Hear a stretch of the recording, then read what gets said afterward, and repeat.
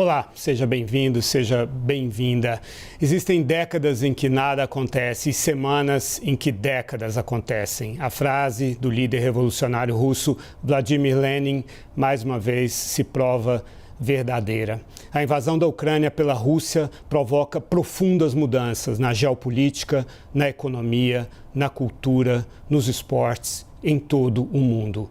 E nós, aqui na CNN, mantemos o nosso esforço de distinguir os fatos das versões e entender o significado deles. Em mais este painel especial Guerra na Ucrânia, estão comigo Roberto Abdennour, ex-embaixador do Brasil em Washington, serviu também em Pequim e em Berlim. A Helena Lazarou, professora de Relações Internacionais da Fundação Getúlio Vargas e pesquisadora da Chatham House em Londres, ela que faz o seu trabalho e fala diretamente de Bruxelas. E Davi Nemer, professor da Universidade da Virgínia, pesquisador de Harvard, especialista nas redes digitais. Muito obrigado a vocês pela presença. Roberto, eu vou começar com você. Sim. É a primeira vez que um líder expansionista tem armas nucleares e mostra disposição de usá-las. Como o mundo deve reagir a esse novo desafio? Olhe, a invasão da Ucrânia pela Rússia constitui um fato da maior gravidade no plano internacional. Nos anos 90 houve um conflito na Europa, mas foi nos Balcãs, com a implosão da Iugoslávia e uma sucessão de guerras civis entre a Sérvia e diferentes outros componentes da ex-Iugoslávia. Mas não foi um conflito no centro, no coração da Europa. Agora o que nós estamos vendo é uma reação espontânea, maciça, duríssima, fortíssima de toda a Europa, da OTAN, dos Estados Unidos, do Canadá, do Japão e, para além das sanções econômicas, financeiras, culturais, há um repúdio generalizado a essa invasão, como mostrou há pouco o noticiário da CNN, mostrando demonstrações em ruas de grandes cidades da Europa e para além da Europa. A ameaça de recurso a armas nucleares é gravíssima. Veja bem, durante toda a Guerra Fria, existia a ameaça de uma guerra nuclear. Em 1962, na crise dos mísseis, houve sim o risco de uma guerra nuclear terrivelmente destrutiva, que felizmente foi evitada mediante negociações entre Kennedy e Khrushchev. Mas não se chegou a nada perto de apertar o gatilho. Agora, eu não digo que Putin esteja com o dedo no gatilho, mas a simples colocação em estado de alerta máximo das forças nucleares russas é naturalmente uma ameaça não só à Ucrânia, à Europa, mas ao mundo inteiro. Eu quero lembrar uma frase muito interessante, dita por ninguém menos do que Albert Einstein, depois das explosões de bombas em Hiroshima e Nagasaki. Ele disse a seguinte frase: a Terceira Guerra Mundial será disputada com armas nucleares e a Quarta Guerra Mundial com paus e pedras. O que ele quis dizer é que uma guerra nuclear, nessa altura da história, significaria um imenso retrocesso civilizatório, praticamente o fim da civilização humana como nós a conhecemos. Helena, esse é um cenário que talvez a sua geração aí na Europa não tenha vivido, né? Foi um cenário marcante no pós-guerra, né? Na Guerra Fria, nos anos 60, 70, 80, esse terror, essa tensão, né? Essa espada nuclear que ficava sobre a Europa o tempo todo. Qual o ambiente aí na Europa nesse momento, ainda mais depois daquele susto na madrugada de sexta-feira, na noite de quinta para sexta-feira, quando houve aquele combate na maior usina nuclear da Europa? Obrigada pela pergunta e prazer em ser com vocês hoje numa situação tão difícil para o mundo. Fora de falar sobre o assunto nuclear, eu acho que o mais importante aqui, sendo aqui em Bruxelas, eu imagino em vários capitais europeus, é que existe uma verdadeira sensação de mudança de época, não só de tempo, mas de época. Zeitenwende, eles dizem na Alemanha, eles falam disso em relação à grande mudança de postura do governo alemão em relação à política de defesa, mas eu diria que no capital europeu, aqui em Bruxelas, a sensação é que uma época fechou, uma nova época se abre. E isso tem muito a ver com isso que você disse, uma geração de europeus que nasceu, cresceu e vive numa expectativa de paz que não entra em pergunta, especialmente dentro da União Europeia, cuja base é uma paz prolongada, agora tudo isso entra em questão e realmente a gente pode sentir isso no ar. A questão nuclear claramente faz parte disso isso começou a virar uma ameaça. Faz alguns anos que os tratados nucleares começaram a ser um pouco shaky, mas agora isso é em frente de nossos olhos. Mas além do problema nuclear, eu diria que também existe uma sensação de um grande conflito entre o mundo liberal e o mundo autoritário, o mundo que não reconhece a democracia, a liberdade de expressão, a liberdade de autodefinição como direitos garantidos. E eu diria de novo, isso também é uma tendência, uma ameaça que os especialistas estavam olhando de fora faz alguns anos, mas eu acho que esse momento de conflito realmente, como nós vemos nos discursos de Joe Biden, de Olaf Scholz, de Ursula von der Leyen, uma questão sobre os próprios valores da democracia e do mundo liberal. E essa é a nova época que se abre. Agora, na Europa inteira, existe uma sensação de insegurança sobre o dia que vem, mas também eu diria uma grande solidariedade no povo da Ucrânia, que não vem só de um aspecto humano, mas também de uma sensação que esse povo compartilha esses valores de democracia, de liberdade, de confrontar o espírito Putin, que representa esse ascendimento de regimes autoritários. Então, é realmente uma época difícil, um medo grande se abre, mas também uma sensação de solidariedade, eu diria. Davi, o que você está vendo nas redes sociais, no mundo digital? Houve alguma transformação? Esse debate, essa luta que a Helena descreveu está mais acirrada? As pessoas estão mudando de posição ou estão entrincheiradas nas suas posições anteriores? Boa tarde, Lorival. Bom, nas redes sociais há um mapeamento daquilo que a gente vê do sentimento local, né?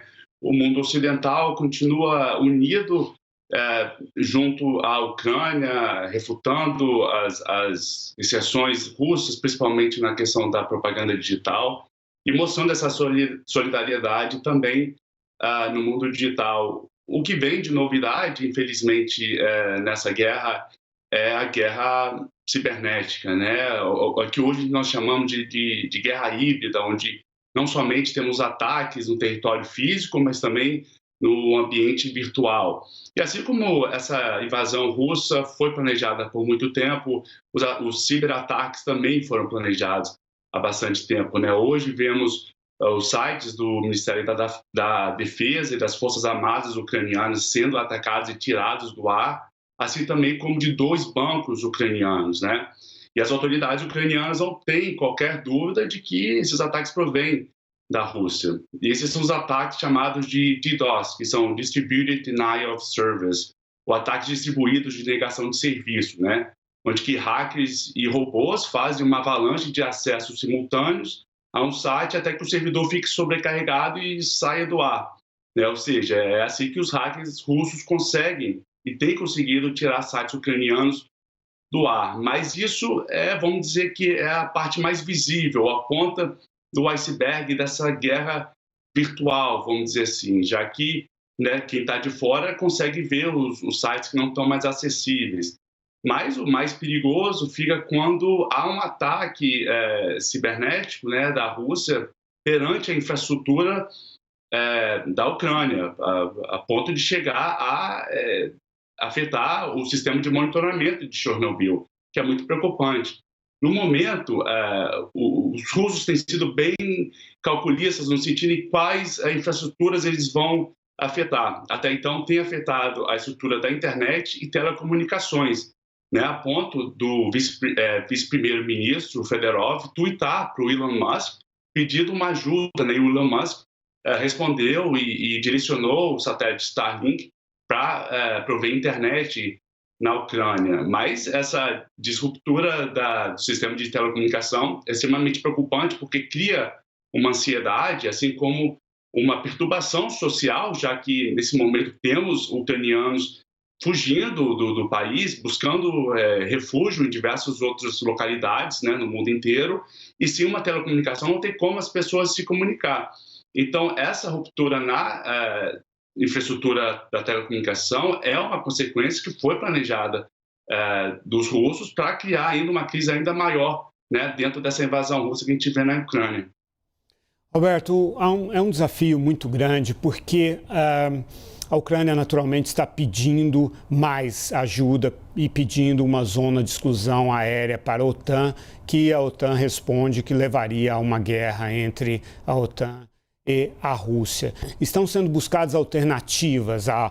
Claro que as sanções econômicas são muito significativas, claro que o envio de armas também é significativo. A União Europeia acionou um fundo obscuro do qual ninguém nunca tinha ouvido falar, né, e quebrou um tabu, como disse o Josep Borrell, responsável pela diplomacia europeia, ao mandar essa ajuda, mas claramente isso não está sendo suficiente e alternativas que estão sendo buscadas seria, por exemplo, os países da OTAN que foram do Pacto de Varsóvia, que estiveram sob o guarda-chuva soviético, transferir para a Ucrânia os aviões russos que os pilotos ucranianos sabem pilotar, porque não há tempo, não há condições de treinar pilotos. Como você vê essa tentativa de ir um pouco mais além do que foi feito até agora, sem o risco de uma guerra direta com a Rússia? Ou será que fornecer aviões já seria algo muito perto de uma guerra? Olha, eu acho que o Zelensky tem sido heróico, admirável em sua defesa da nação ucraniana. Mas ele está sendo leviano, quase irresponsável, em clamar por uma zona de exclusão aérea. O noticiário de hoje dá conta de que ele manteve uma longa reunião virtual com nada menos do que 280 membros do Congresso americano, em que ele criticou a OTAN pela sua suposta fraqueza, exigiu uma zona de exclusão aérea, fornecimento de armas e de aviões. Ora, o secretário-geral da OTAN, 1 ou 2 dias atrás, de maneira muito prudente, excluiu totalmente a formação de uma zona de exclusão aérea, porque isso seria, como disse o próprio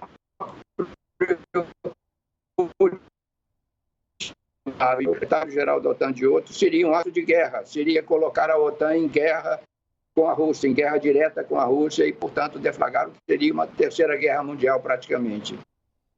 Quanto ao fornecimento de aviões, eu tenho a impressão de que é um problema complicado logisticamente, porque os aviões teriam de ser desmontados, levados até a fronteira e remontados na Ucrânia. A Ucrânia é sob cerco militar, com várias áreas já controladas pelos russos. Eu acho muito difícil. Eu não acho que o fornecimento de velhos aviões MiG soviéticos pelos países do leste europeu à Ucrânia constituiria algo suficientemente grave para justificar por parte de Putin um ato pior ainda de escalada na guerra. Mas eu acho que é uma coisa de execução possivelmente muito difícil. Helena, a Europa demonstrou uma unidade que certamente o Vladimir Putin não esperava, né? Ele queria explorar as diversas visões diferentes que os países europeus naturalmente têm a respeito de todos os temas, inclusive a respeito da Rússia, mas até agora tem sido muito coesa a resposta. Nós não sabemos o que não foi aprovado, né? Em que houve resistência, mas nós vemos muitas coisas sendo aprovadas e são sempre por consenso. Como está esse debate na Europa com relação a essa ajuda da OTAN? Você acha que esse compromisso continuará? É possível que a OTAN avance mais nessa direção que a Ucrânia está implorando? Meu som não é muito bom, então eu espero que eu entendi a pergunta, que é como está avançando, se as diversas opiniões dentro da União Europeia vão acabar sendo, se vai haver consenso, se há consenso e as relações com a OTAN. E eu diria o seguinte, que a coordenação entre OTAN, União Europeia e os Estados Unidos, sendo parte da OTAN, mas também o governo Biden, anda com um jeito, eu diria, ineditamente coordenado e consensual. E isso não é por coincidência, porque mesmo existem muitas razões porque o presidente Putin escolheu esse momento para fazer essa guerra, e muito a ver com as condições globais, condições econômicas, mas uma coisa que eu acho que talvez ele não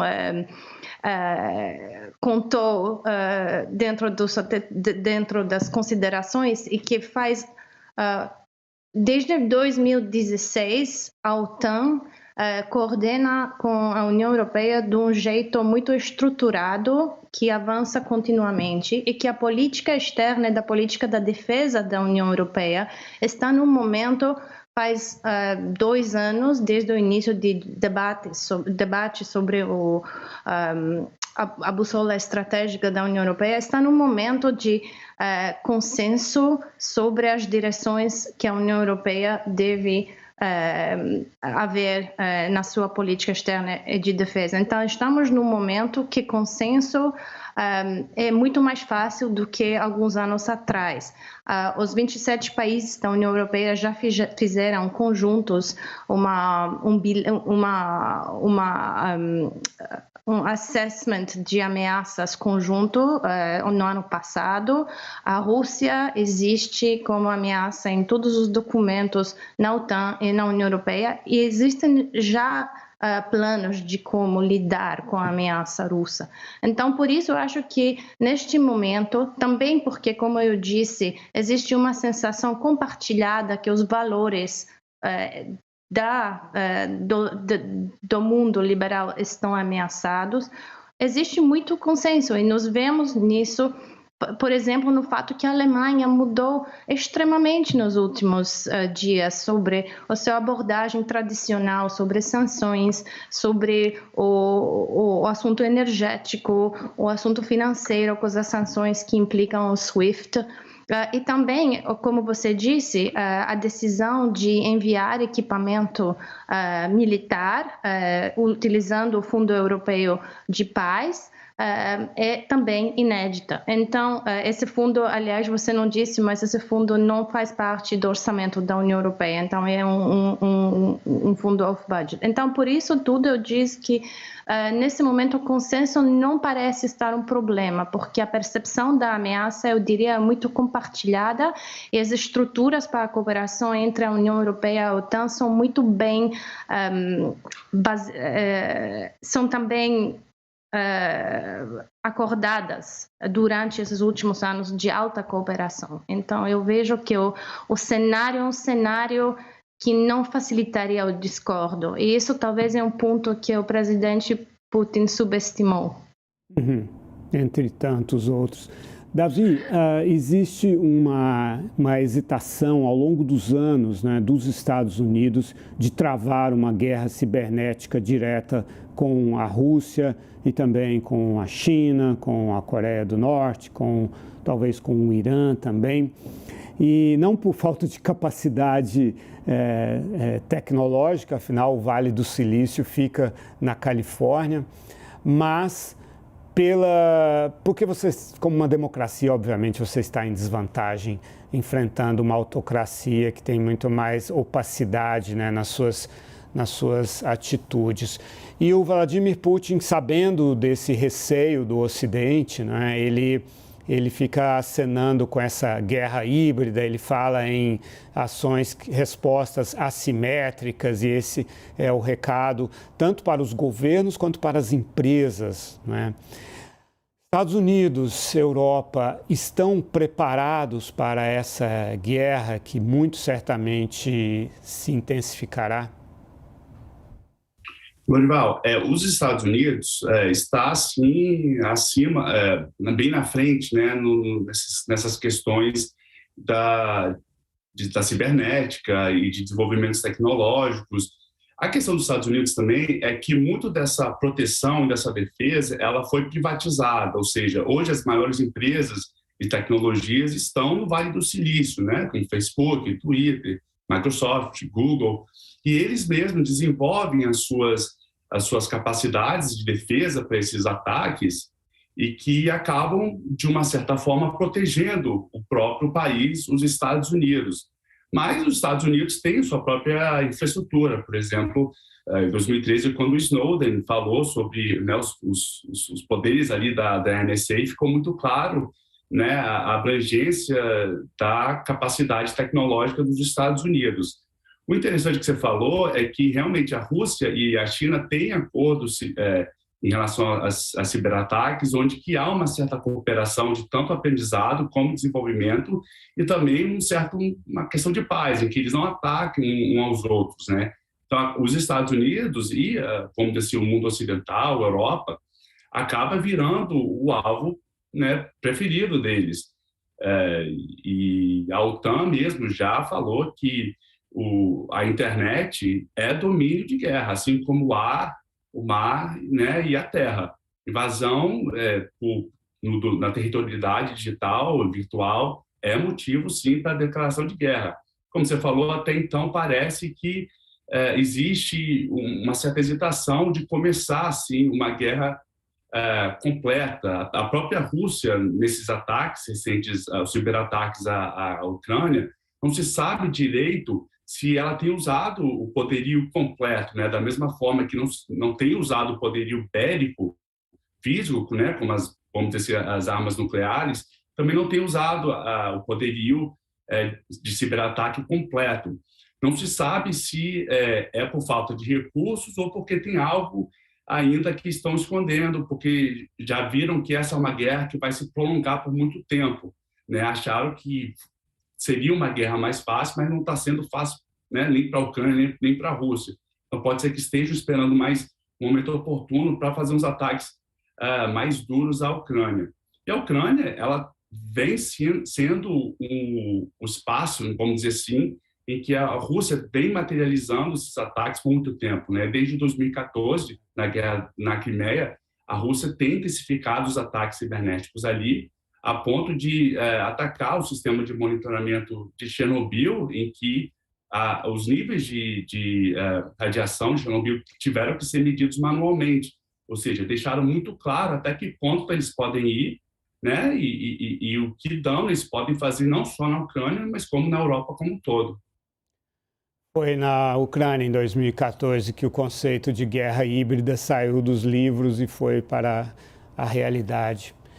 Roberto, o Brasil, ele, no momento em que o presidente Bolsonaro foi visitar o presidente Putin no dia 14 de fevereiro, os grandes países do mundo estavam dizendo para os seus cidadãos deixarem a Ucrânia em qualquer lugar que estivessem. Tá? O Brasil só fez isso na noite, no dia, na véspera do ataque, falando só para os cidadãos que estivessem no leste da Ucrânia, no Donbass, né?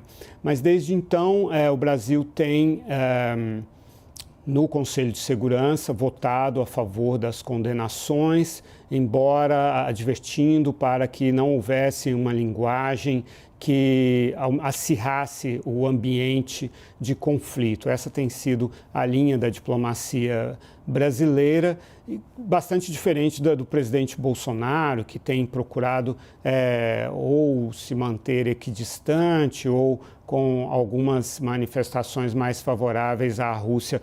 Como você acha, se é que você acha que pode afetar a visão, a posição do Brasil no mundo, a forma como o Brasil está atuando em relação a essa crise? Permita-me um comentário antes de falar do Brasil. Eu queria dizer o seguinte: há 2 países no mundo cujas políticas externas eram caracterizadas por alto nível de credibilidade, de respeitabilidade, embora por vezes pudessem ser discutíveis, sobretudo no que dizia respeito aos Estados Unidos. Agora, essas políticas externas de certa continuidade, de previsibilidade, que vinham desde o fim da Segunda Guerra e da criação da ONU, elas sofreram um processo brutal de ruptura nos Estados Unidos com Trump. Trump menosprezou e debilitou a OTAN. E Bolsonaro, no Brasil, promoveu uma destruição completa da histórica política externa brasileira. Então, esse episódio a que você se refere de descaso pela segurança dos brasileiros que estavam na Ucrânia é mais um episódio de toda uma série lamentável de novos erros cometidos pelo governo Bolsonaro e pela pessoa do presidente. Em primeiro, ao declarar solidariedade à Rússia, depois a posição de neutralidade. E a voz dele está se sobrepondo à voz do Itamaraty nas decisões no Conselho de Segurança e na Assembleia Geral da ONU. Veja bem, a política externa brasileira, desde o início, procurou evitar 3 palavras cujo uso se impunha nessa situação: invasão, condenação e Rússia. O Brasil jamais falou em invasão, jamais falou em condenação e só usou a palavra Rússia em 2 ocasiões. No primeiro comunicado do Itamaraty, que falava da preocupação com a deflagração de hostilidades a partir da Rússia contra alvos em território ucraniano, como se a Rússia estivesse disparando de seu território contra a Ucrânia, quando já estava caracterizada a invasão. Foi um eufemismo para evitar a palavra invasão. E depois, no primeiro discurso no Conselho de Segurança, nosso embaixador expressou preocupação com os riscos que ações militares da Rússia traziam para civis. Foram as únicas vezes em que a palavra Rússia foram usadas. Agora, eu tenho reservas quanto a certas reservas que o Itamaraty, que é o nosso embaixador na ONU, tem feito em relação ao que tem sido decidido no Conselho e na Assembleia. Foi bom que o Brasil tenha votado contra a Rússia, embora sem condená-la explicitamente, sem nominá-la explicitamente. Mas houve reservas, por exemplo, a entrega de armas à Ucrânia. Ora, você tem uma situação inédita de agressão brutal, de invasão de um país por um membro do Conselho de Segurança. As Forças Armadas ucranianas são 10 vezes mais débeis do que as russas. A Rússia é um dos 2 ou 3 maiores poderes militares do mundo. Então, fazia todo sentido que a comunidade internacional, os países vizinhos, dessem armas à Rússia. Quanto às críticas às sanções, até certo ponto é certo, as sanções são muito duras, são muito amplas e podem provocar efeitos indesejáveis, sobretudo sobre a questão de segurança alimentar. Mas, nesse momento, é muito difícil você calibrar essas sanções. A reação tem de ser muito, muito, muito forte, muito poderosa. Então, o que me preocupa é o seguinte: veja bem, quem tomou a frente no fornecimento de armas e outras formas de ajuda à Ucrânia não foi a OTAN, foi a União Europeia. Por quê? Porque os europeus estão se dando conta, depois da administração Trump, de uma certa insegurança quanto ao futuro da OTAN. Se o Trump voltar ao governo em 2024, a OTAN sofrerá um novo abalo e a União Europeia terá de levar adiante um esforço de criar uma força de defesa própria. Da mesma maneira, se Bolsonaro for reeleito, o descrédito do Brasil, a situação de pária do Brasil no plano internacional se aprofundará ainda mais. Helena, as relações do Brasil com a União Europeia já estavam sob estresse por causa do tema da Amazônia. Existem projetos no Parlamento Europeu e propostas até mesmo no próprio Conselho de Ministros para coibir a importação de produtos brasileiros que estejam associados ao desmatamento, não só legal, mas também ilegal. E nesses termos também é que são projetos de lei no Congresso americano também.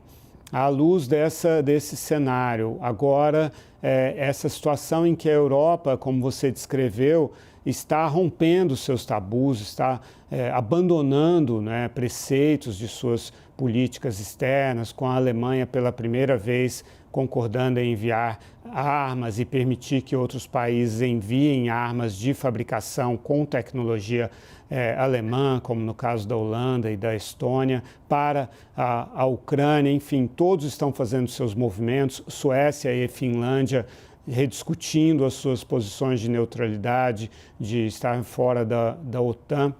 À luz de todo esse cenário, já é possível sentir algum impacto com relação ao Brasil, ou neste momento não está havendo muito tempo ou espaço para pensar no Brasil? Eu diria que nesse momento todos os olhos são focados na outra parte do mundo, olhando para a região eurasiática. Mas eu acho que, como eu disse, essa crise poderia ser o início de uma nova época de geopolítica, uma que nós estávamos antecipando. E tem algumas características lá que eu acho que são potencialmente interessantes a olhar pensando nas relações do Brasil com a União Europeia. A primeira é que essa crise tem tudo a ver com a intenção da União Europeia de aplicar e implementar isso que aqui na União Europeia é chamado o European Green Deal, o Pacto Verde. E isso é uma série de legislação que facilitaria para a Europa o atendimento de objetivos de sustentabilidade, mas também da independência energética baseada na energia renovável e vários outros tipos de eficiência de energia. Isso agora vira muito importante, dado o rompimento ou a mudança das relações com a Rússia, que é um fornecedor grande de gás. Nesse âmbito de objetivos, nesse cenário de objetivos de um outro tipo de energia, de energia, eu acho que o Brasil já tem feito muito que poderia ser explorado e onde a União Europeia e o Brasil poderiam cooperar.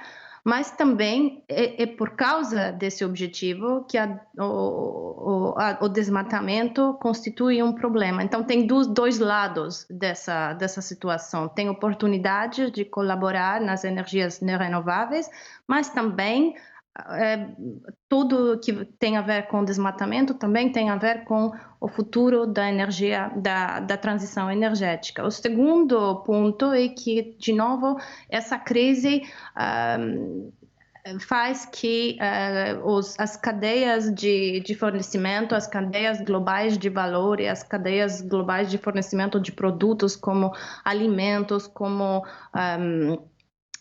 parte de alimentos, energia, chips, tudo que tem a ver com as cadeias globais muda agora com a exclusão da Rússia desse sistema. E lá também tem sempre oportunidades para exploração entre regiões e entre países. Então, tudo que tem a ver com essas cadeias, inclusive nos alimentos, eu acho que também vai mudar e potencialmente depois do momento crítico talvez vai iniciar um procedimento de reflexão sobre as relações internacionais globalmente. Nesse cenário também o Brasil, mas a América Latina também, produtoras de produtos primários, também são regiões interessantes a olhar, e eu acho que com uma diplomacia correta, com uma diplomacia eficiente, tem oportunidades para várias regiões do mundo que vão existir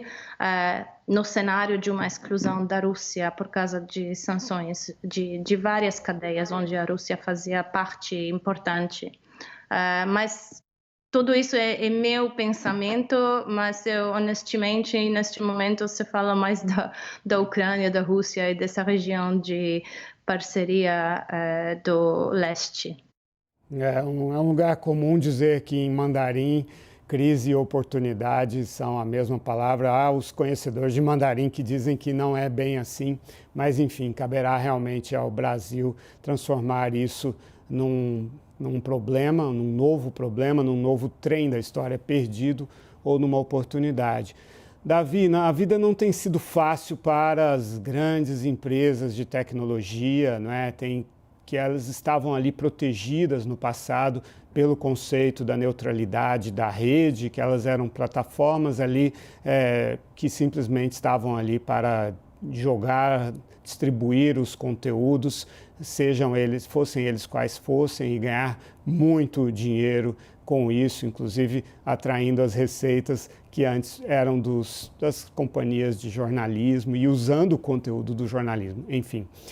De 2016 para cá, a eleição americana, elas estão sob bastante críticas por terem permitido, né, possibilitado a manipulação da informação, das emoções de pessoas que vivem em bolhas cognitivas e que acabam agindo e tomando decisões sem ter o conhecimento dos fatos realmente. E agora a gente vê na Rússia o Facebook, o Twitter, tomando decisões também nessa direção. Eu lembro que o Alexei Navalny, o principal opositor do Vladimir Putin, a grande plataforma dele é o YouTube, né, que pertence ao Google. Ainda não vi nenhuma discussão sobre o que acontecerá com essa plataforma da Rússia. Qual o impacto que mais essa situação? Tivemos as eleições nos Estados Unidos em 2016, em outros países também, tivemos a pandemia com todas as questões da vacina, dos anti-vaxxers, e agora essa guerra que também traz muitas narrativas, né, opostas, algumas ancoradas em fatos, outras ancoradas em mentiras. Qual o impacto que isso tem sobre essa discussão nas redes com relação à neutralidade delas e, de outro lado, o que é visto como censura?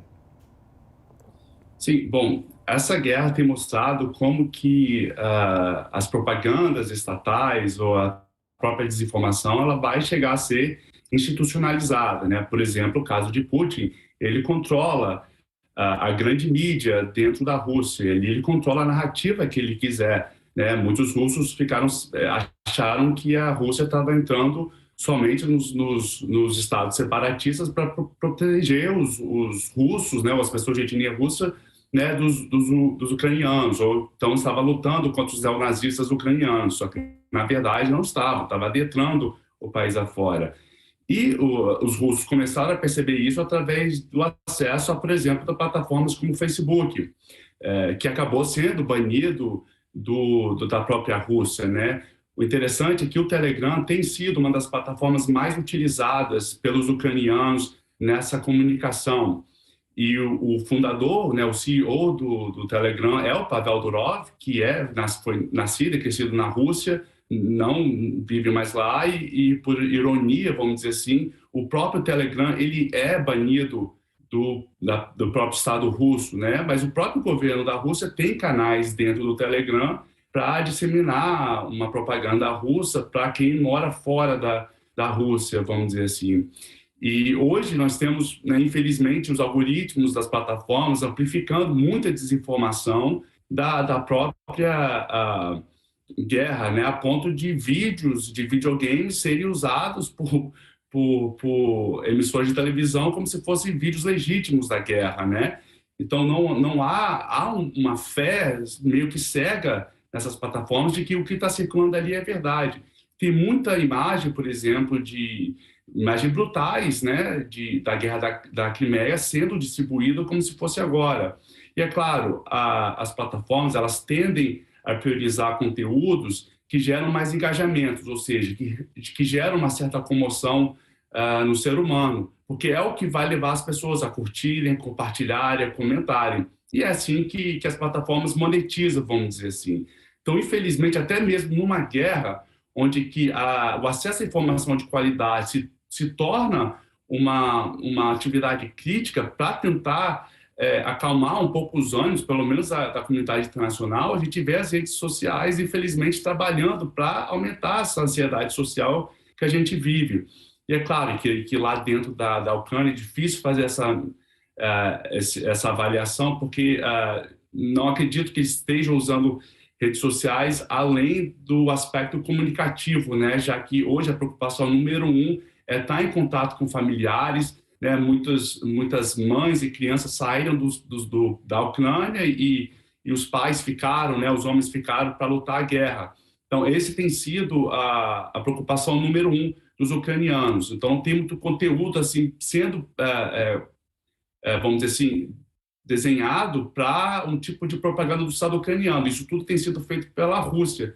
Infelizmente, a Rússia, quando não tem as redes trabalhando para ela tende a banir ali dentro do seu território, mas ainda age para tentar influenciar a opinião da comunidade internacional. E as plataformas não têm agido de uma forma satisfatória para conter esse tipo de propaganda ou desinformação.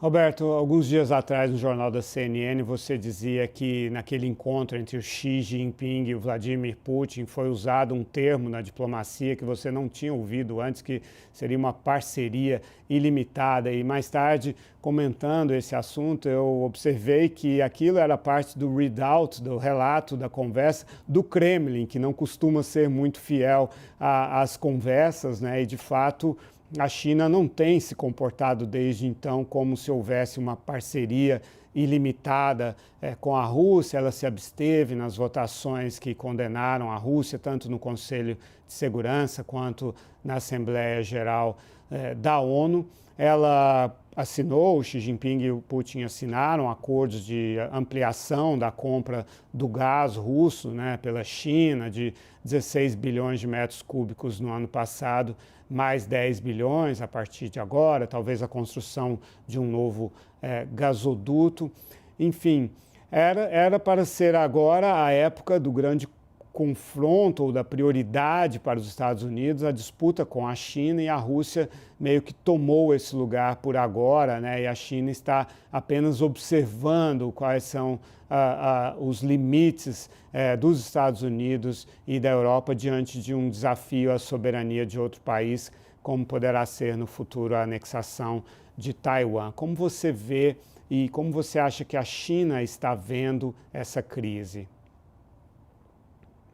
Olha, eu fiquei espantado com o uso nos entendimentos entre Putin e Xi Jinping de uma expressão inédita na história da diplomacia internacional, uma parceria sem limites.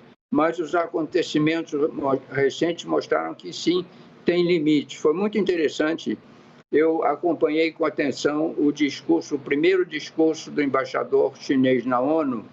Ele teve palavras de crítica à expansão da OTAN, de exortação à negociação e à paz, mas a parte mais enfática da declaração dele foi a reafirmação do firme compromisso da China com o respeito aos princípios da soberania e respeito à integridade territorial de todas as nações. Era muito interessante, porque, enquanto isso, porta-vozes do Ministério do Exterior em Pequim deblateravam contra os Estados Unidos e contra a OTAN, mas o que contou foi, sobretudo, a postura do embaixador chinês nas Nações Unidas. Foi interessante o fato de que tenha havido um telefonema mais cedo entre Putin e Xi Jinping. Não há dúvida de que a China é o parceiro maior nessa parceria e tem alguma ascendência sobre a Rússia. Eu estive, num primeiro momento, otimista de que essa ligação Putin-Xi Jinping já produzisse algum resultado concreto, mas não ocorreu. Eu nem sei se vai ocorrer, apesar de toda a influência que a China tem sobre a Rússia. Tenha em mente, eu fui embaixador na China há 4 anos e meio, a China tem hoje um grande sonho, o de propiciar a integração de todo o continente da Eurásia, do Atlântico Norte ao litoral da China no Pacífico Ocidental.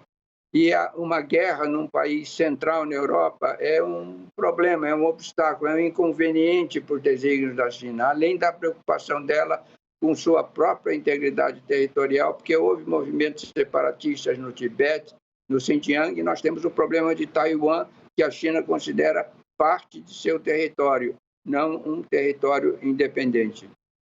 Eu vi hoje com interesse a notícia de que o primeiro-ministro de Israel esteve hoje por 2 horas com Putin, se propôs a ajudar em algum tipo de mediação. Vamos ver se isso resulta em alguma coisa. Agora, eu creio que Putin não vai desistir, eu creio que Putin não necessariamente vai conquistar toda a Ucrânia. Conquistar todo o extremo oeste da Ucrânia daria muito trabalho, custaria muito.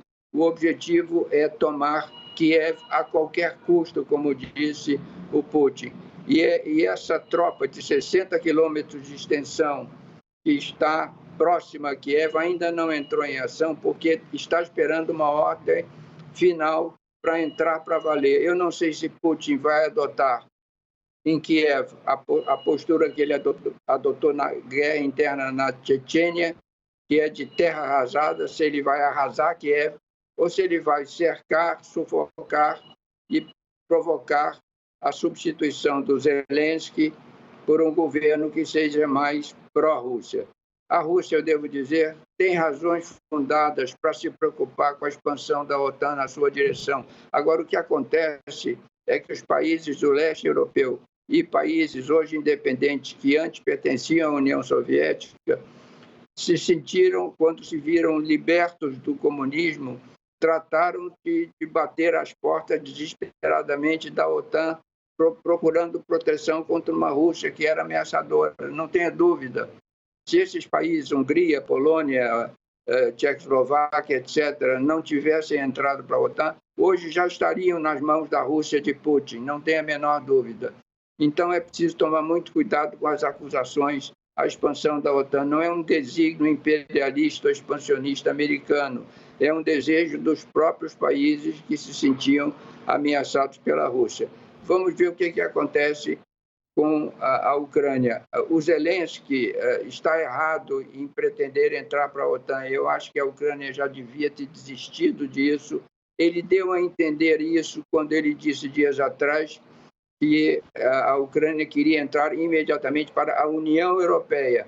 Entrar para a União Europeia, que é uma entidade predominantemente econômica, é uma coisa. Eu acho que é tolerável, embora não agradável para a Rússia. Entrar para a OTAN é impossível. E eu acho que a OTAN também já devia mais cedo ter deixado claro que não cabia a entrada da Ucrânia em seu seio. Em suma, vamos ver que desfecho isso vai ter, se uma Ucrânia títere de Moscou ou se uma Ucrânia numa postura de neutralidade à la Finlândia, a Finlândia de antes, porque a Finlândia de agora está dando sinais de ela própria, junto com a Suécia, abandonar a sua neutralidade militar e procurar entrar para a OTAN. É um grande dilema que os Estados Unidos e a Europa vão enfrentar agora, o que fazer se a Finlândia e a Suécia quiserem entrar na OTAN, diante da ameaça explícita, forte, de Putin de tomar retaliações militares contra esses países se tentarem entrar na OTAN. O Putin vai agir antes deles entrarem na OTAN, vai invadi-los antes de entrarem na OTAN, ou pior, vai atacá-los depois de entrarem na OTAN, correndo o risco de uma nova guerra mundial. São indagações graves que ficam no ar e aguardam resposta. Sim, foi justamente a intenção da Ucrânia de entrar para a União Europeia, explicitada em novembro de 2013 pelo Viktor Yanukovych, então presidente ucraniano, que levou depois o Putin a convocá-lo a Moscou, né, e ordenar que ele desistisse disso e entrasse para a Comunidade Econômica Eurasiática. Os ucranianos foram para as ruas protestar. Eu cobri aquele momento no início de 2014. Derrubaram Yanukovych e o Putin, então, invadiu e anexou a Crimeia e apoiou, então, essa ocupação de Lugansk e de Donetsk.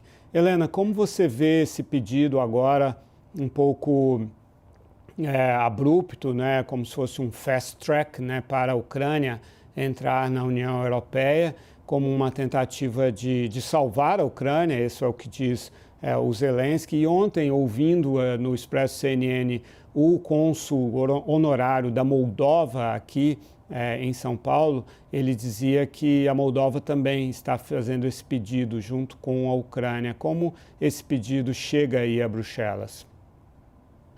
Sim, a Moldova fez já esse pedido ontem, eu confirmo, mas só para começar um pouco lá onde você falou, 2014, 2013, na verdade, nem foi um pedido de candidatura para a accessão, foi, na verdade, a decisão de assinar um acordo de associação que causou o fim de Yanukovych e depois todos os acontecimentos, Euromaidan, a ocupação, anexação da Crimeia, as revoluções em Donetsk e Luhansk.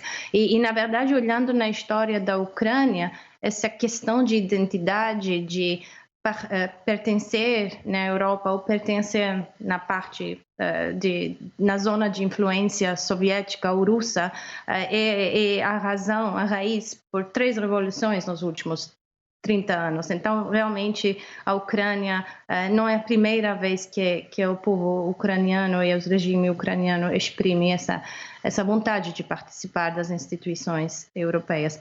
Agora, o momento do pedido recente para a candidatura na União Europeia foi no momento de crise. O presidente Zelensky também falou no Parlamento Europeu pedindo isso, e o Parlamento adotou uma resolução dizendo que, em princípio, apoia a candidatura da Ucrânia. A presidente da Comissão Europeia, Ursula von der Leyen, também disse que se exprimou positivamente, mas para entender tudo isso, o processo de candidatura e de accessão na União Europeia é um processo bem estruturado. Existem critérios, os chamados critérios de Copenhagen. Existe uma fase que em primeira fase o Estado vira candidato e depois permanece candidato até cumprir todos os critérios de accessão, e já existem países candidatos para participação na União Europeia já que são candidatos faz muitos anos. Então é um processo muito estruturado e no momento existe um debate na Europa entre os Estados-membros sobre o debate. Existe a parte simbólica de apoiar a Ucrânia, mas também sobre o processo de accessão na União Europeia. Eu acho que é muito bem descrito nos tratados e eu acho que lá não se fala só da situação de segurança e de identidade, mas também de outros variáveis como a corrupção, o Estado de Direito, reformas. São coisas que nesse momento de crise a gente não pensa muito nisso, mas olhando mais para longo prazo e para as razões por que esses critérios são dentro dos tratados e constituem a base de membership, eu acho que é importante lembrar, então, que isso também não pode... É direito internacional também, é um tratado, e não podemos dizer que pode ser circumvented, assim. Eu posso adicionar 2 pontos sobre China? Infelizmente, nosso tempo acabou, Helena, mas voltaremos e vou te convidar para falar, então, de China e a todos vocês também para voltarmos a conversar sobre esses assuntos. Helena Lazzaru, Davi Nemer, Roberto Abdenur, muitíssimo obrigado pela participação nesse programa e a nossa análise vai continuar em outras oportunidades. Até a próxima. Obrigado.